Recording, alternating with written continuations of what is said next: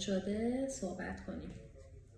متاسفانه افرادی هستن که در حال حاضر در واقع یک نقابی رو روی چهرهشون گذاشتن و بازی‌های روانی رو میان شروع میکنن. یعنی میان چیکار میکنن؟ شما رو وابسته میکنن و زمانی که ذهن شما رو تحت سلطه خودش قرار داد و خیالش که راحت شد، تازه این احساسات خودش رو عقب میکشه و این وابستگی شروع یک بازی روانی برای شما عزیزان ایجاد میشه.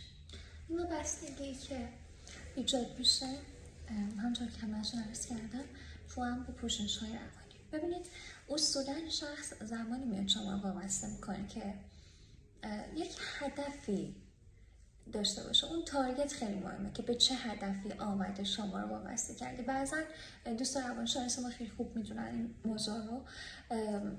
اون علت وابسته کردنه اینه که صرفا ارضای درونی بشه که بله من خیلی خواستار دارم، خیلی منو میخوان، من خیلی تمیز و خیلی راحت میتونم افراد مختلفی رو به دست بیارم، به سمت خودم بکشم، جذب کنم و این داستان ها.